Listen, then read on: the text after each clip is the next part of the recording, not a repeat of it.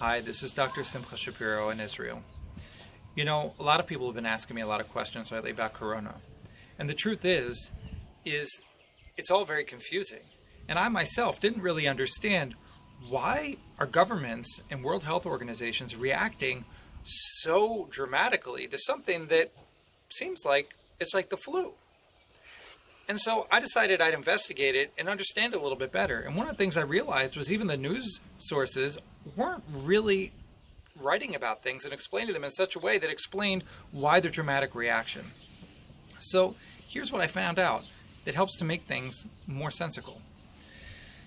Is coronavirus really like the flu? Well, yes, it is really like the flu in the symptoms that it presents with.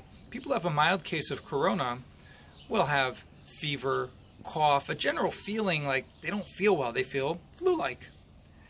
The thing is when we look at infectious diseases, they rate infectious diseases in two different ways. They rate them based on how contagious they are and based on how deadly they are.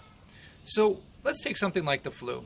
The seasonal flu, the influenza virus, in the year of 2017 through 2018, which is the last time we have updated data, in the United States, about 61,000 people died, and worldwide, 300 to 600,000 people died.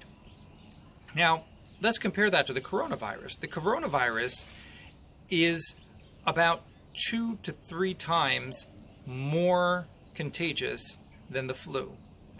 And when you look at those numbers with the flu, that represented less than 0.1% of the number of people who were infected with the flu died, those numbers. So the coronavirus, 1 to 3% of the people who get it die.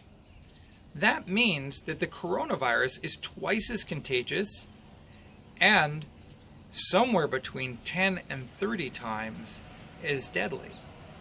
That means the overall impact, if you take those two numbers together, that the coronavirus should be somewhere between 20 and 60 times as impactful as the flu. Now let's take those to the numbers of 2017-2018. That means if we take the middle, not 20 and not 60, let's take 40%, the middle, 40 times. That the coronavirus would be 40 times as impactful on a global level as the flu. That means in the United States, about 2.5 million people could potentially die from coronavirus, and between 12 and 24 million people worldwide. Now that's something that's worth getting dramatic about. That's why governments are getting very dramatic. In fact, those types of numbers, the medical system can't handle that. That's just the number of people who die from it. But many times that number of people could have very severe illness that they'll recover from, and they would require hospitalization. That's why when we look at a country like Italy, which were not very aggressive with their measures, what happened was the coronavirus spread very quickly, and their medical system is completely paralyzed and overwhelmed trying to deal with it, and the entire country and all the school system, the entire economy is shut down. The rest of the world is looking at that and saying, we don't want that to happen to us. And that's why governments and World Health Organizations are taking such dramatic measures. This isn't a joke. It's not a government conspiracy.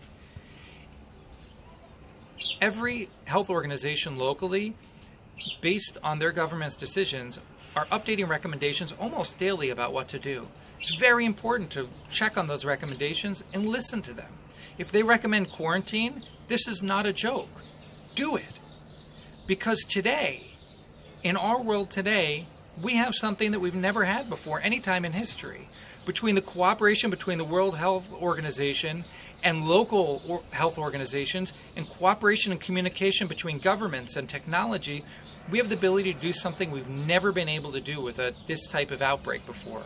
We have the ability to slow its spread and hopefully mitigate the impact worldwide.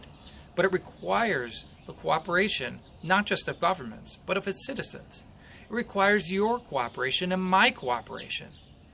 So let's make sure that we listen to the recommendations and we each do our part to help keep this under control as best as possible. Wishing you lots of health, Dr. Shapiro.